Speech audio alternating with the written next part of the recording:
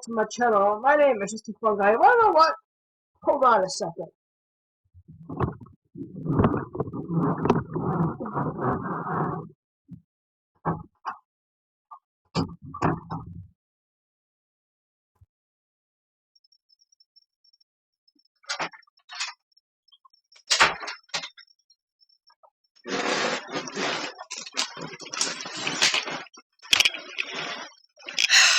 I'm back, and partially smooth. Kept SMS, but the rest is gone. It's been over a month, and I needed a new look, so this and this. Look at it on camera, one side looks thinner than the other, that's because it is. I shaved it straight, it's just one side's thicker. If you took a look at the whole thing, this side had the patch here, and the underbeard, and, well, why am I explaining this to you? This is not a beard channel, it's a coin channel. So, my video today is going to be about the history and decoding of the $1 bill. But before I get to that, I need to shout somebody out for making some great fan art. Here's the lovely fan art that I got from my 300th subscriber live stream by Sarahboo229. Thank you very much for this fan art, and I especially love it because you maybe look about 30 pounds lighter and maybe 6 or 7 inches taller. So I love it, and if you have anything you want plugged, just put it down in the comments below and I'll pin you. So, big shout out to you. And if any other person wants to make fan art or send me something, my email is down in the description below, and I'll make sure I'll give you what you need for it. So, on to my video. As you can see, the picture that I am showing you is a $1 bill and a bunch of red arrows and a bunch of words behind those red arrows describing what the point of the dollar bill is. I'm going to go in a little more detail, so the first thing I'll cover is the Federal Reserve seal and the Federal Reserve district number. There are 12 different Federal Reserve banks responsible for printing paper money in the United States. On the $1 bill, the bank can easily be identified by the letter code and the Federal Reserve seal to the left. You can see the portrait of George Washington, and the letter code is also found in the prefix of a serial number, A corresponding to the Federal Reserve District number code. Boston is A, New York is B, Philadelphia is C, Cleveland is D, Richmond E, Atlanta is F, Chicago is G, St. Louis is H, Minneapolis is I, Kansas City J, Dallas K, and San Francisco L. The serial numbers. The serial number of a bill appears twice, once on the lower left quadrant and once on the upper right hand quadrant. On the front of the bill, the letter which precedes the number must be the same number that you saw identifying the Federal Reserve Bank. The last letter of the serial number or suffix letter indicates the number of times that the Bureau of Engraving and Printing has used the sequence of serial numbers. A being the first time, B being the second time, C the third time, and so on and so forth. The series date or series year.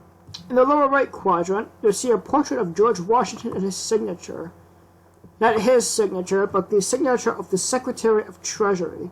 And then you'll see the series date. The series date is going to be, if you take a look at the dollar bill that I have for you, there's a picture of Washington, and then the signature, and then the series date, whether it says 2013, 2004, etc., etc. And the last thing I'll talk about is the Great Seal of the United States. The front or obverse shows the American bald eagle behind the national shield. The eagle holds an olive branch, and the 13-letter motto, E pluribus unum, on the ribbon is held in the eagle's beak. It means out of many, one.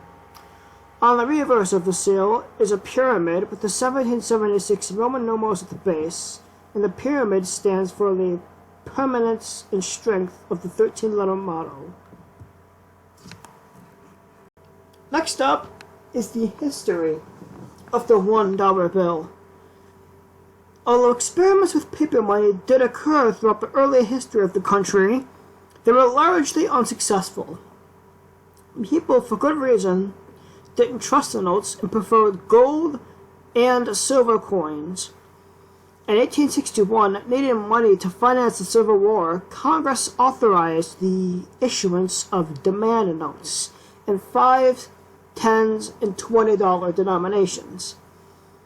The demand notes were so named because they were redeemable in coins on demand. The notes were nicknamed greenbacks, a name which is still used in currency today. And you can actually turn notes into coins on demand still to this day, too, so that's another thing that hasn't changed.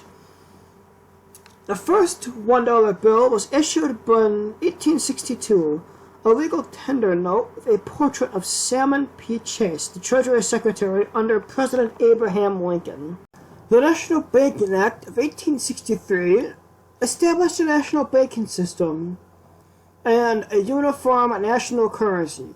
Banks were required to purchase U.S. government securities as backing for their national banknotes. Although the United States notes were not widely accepted, most paper currencies circulating between the Civil War and the First World War were national banknotes. They were used, or issued, I should say, from 1863 to 1932. From 1863 to 1877, national banknotes were printed by private banknote companies under contract to the federal government, and the federal government took over printing them in 1877. Gold certificates were first issued in 1863 and put into general circulation in 1865. The severe economic crisis of the 1930s, better known as the Great Depression, resulted in a run on the banks and demands by the public for gold. In 1934, all gold certificates were called in from the Federal Reserve banks between 1934 and 1974.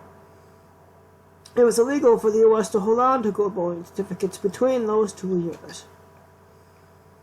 Silver certificates were first issued in exchange for silver dollars in 1878.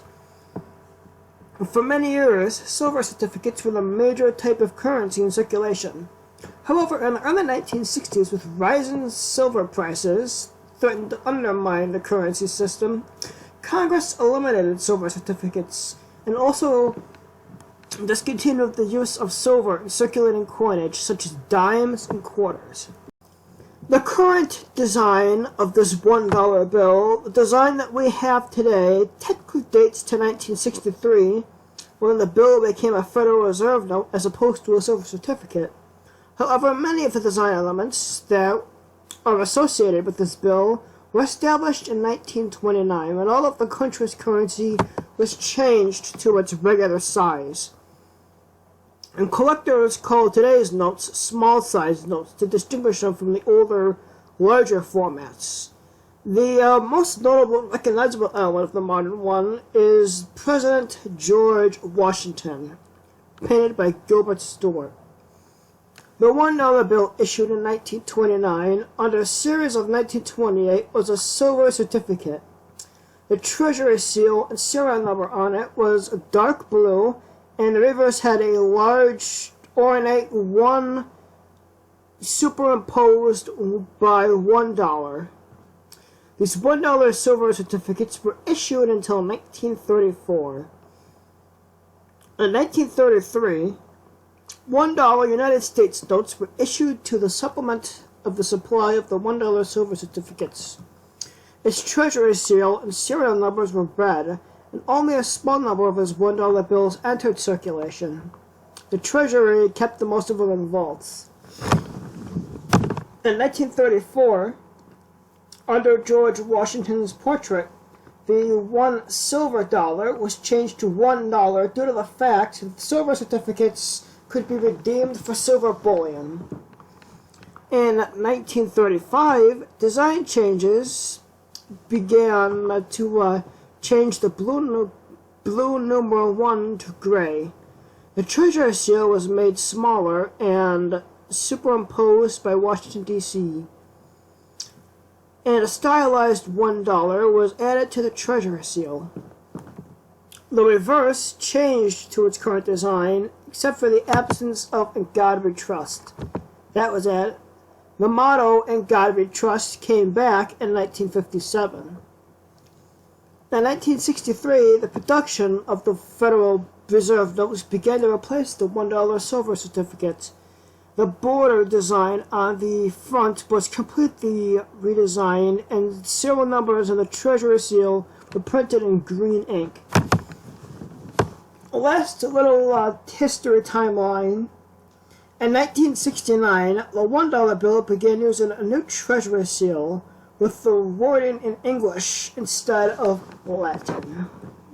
Well, the $1 bill sure is mysterious, but I hope I helped decode it for you a little bit and give you a little more information on it. My name is Just a Fun Guy. Don't forget to like, comment, subscribe, and share, and hit that bell icon. My email and social media are down below if you want to follow me or do any of that good stuff. So until next time, I'm signing off. So long, YouTube.